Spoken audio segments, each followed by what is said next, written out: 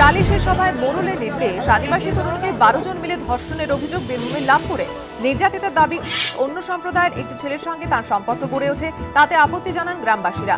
মঙ্গলবার সন্ধ্যায় সালিশি সভা ডেকে মোটা টাকা জরিমানা করা হয় তরুণীকে। টাকা দিতে পারেননি ওই তরুণী। অভিযোগের পরই তাকে গণধর্ষণের নির্দেশ দেয় গ্রামের মোড়ল। সারা রাত ধরে 12 জন মিলে তাকে ধর্ষণ করে। বুধবার সন্ধ্যায় কোনো ক্রমে লাভপুর থানায় পৌঁছন নির্যাতিতা। অভিযোগের ভিত্তিতে গণধর্ষণের মামলা রুজু করে পুলিশ। ইতিমধ্যে মোড়ল সহ বেশ কয়েকজনকে গ্রেফতার করা হয়েছে। তল্লাশি চলছে বাকিদের খোঁজে। নির্যাতিতাকে শিউরি জেলা হাসপাতালে ভর্তি করা হয়েছে। এতদিন এমন ফতোয়ার কথা শোনা যেত তালিবানি শাসন ব্যবস্থায়। এমন নির্দেশ দিত খাপ পঞ্চায়েত। সেই তালিবানি ফতোয়া বা খাপ পঞ্চায়েতের কথা মনে করিয়ে দিল বীরভূমের লাভপুরের ঘটনা। দরজায় কড়া নাড়ছে লোকসভা নির্বাচন। কে হবেন দার্জিলিং কেন্দ্রের প্রার্থী? গতবার বিজেপিকে আসন ছেড়েছিল গোর্খা জনমুক্তি মোর্চা, কিন্তু এবার সেই সম্ভাবনা প্রায় নেই বলেই মনে করছে রাজনৈতিক মহল। এই প্রেক্ষিতে যে প্রশ্নটা বড় হয়ে দাঁড়িয়েছে তা হলো, এবার কি মোর্চা নিজের প্রার্থী দেবে নাকি সমঝোতার ভিত্তিতে অন্য কাউকে সমর্থন করবে? মুখ্যমন্ত্রীর 4 দিনের পাহাড় সফর ঘিরে সেই প্রশ্নটাই আরো জোরালো হয়েছে। সূত্রের খবর, বুধবার রিচমন্ড হিলে মুখ্যমন্ত্রীর সঙ্গে বিমল গুরুংয়ের বৈঠকে এই প্রসঙ্গ ওঠে। পাহাড়ের রাজনৈতিক মহলে খবর, মোর্চার তরফে দার্জিলিং কেন্দ্রের প্রার্থী হিসেবে স্বরাজ থাপার নামের প্রস্তাব দেওয়া হয়, কিন্তু তৃণমূলের তরফে পাল্টা বুঝিয়ে দেওয়া হয় ভাইচুং ভুটিয়া তাঁদের পছন্দের প্রার্থী।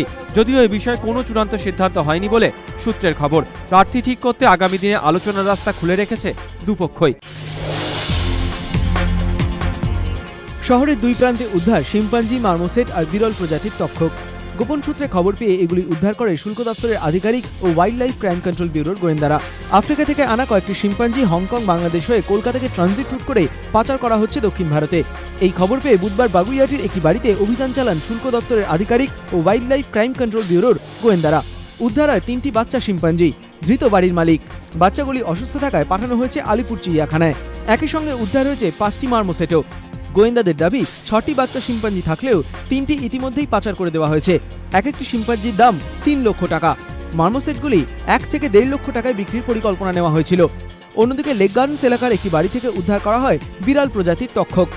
গোয়েন্দাদের দাবি, সুন্দরবনের থেকে একজনের মাধ্যমে লেক গার্ডেন্সের এই বাড়িতে তক্ষকটি আনা হয়। রাখা হয় এক সঙ্গীত শিল্পীর বাড়িতে। তক্ষকটি 20 লক্ষ টাকায় চীনে বিক্রি করার চেষ্টা হচ্ছিল। খবর পেয়ে হানা দেয় ওয়াইল্ড লাইফ ক্রাইম কন্ট্রোল ব্যুরোর গোয়েন্দারা।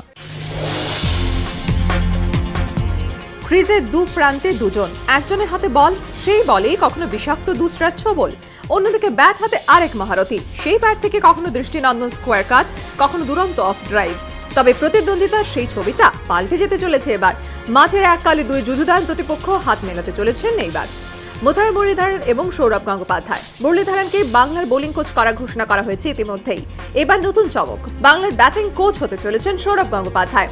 আগামী মৌসুমে বিশ্ব ক্রিকেটের দুই জিনিয়াসে কোচিং পেতে চলেছে বঙ্গ ব্রিগেড। লক্ষ্য বাংলা ক্রিকেটকে নতুন উচ্চতায় নিয়ে যাওয়া। শুধু বাংলা সিনিয়র টিমই নয়, এখান থেকে নতুন প্রতিভা তুলে আনার জন্যই কোচিং দেবেন সৌরভরা। বাছাই করা 60 জন ক্রিকেটারকে প্রশিক্ষণ দেওয়া হবে। আগামী মাসেই শুরু প্রশিক্ষণ। যদিও সৌরভের এই সিদ্ধান্তের সঙ্গে বাংলার বর্তমান কোচ অশোক মালহোত্রার ভূমিকার কোনো বিরোধ নেই। বস্তুত বাংলা থেকে সেরা ক্রিকেট প্রতিভা তুলে আনতে উপযুক্ত প্রশিক্ষণ দিয়ে অশোক লক্ষ্মীদের হাতে তুলে দেওয়াই সৌরভের লক্ষ্য।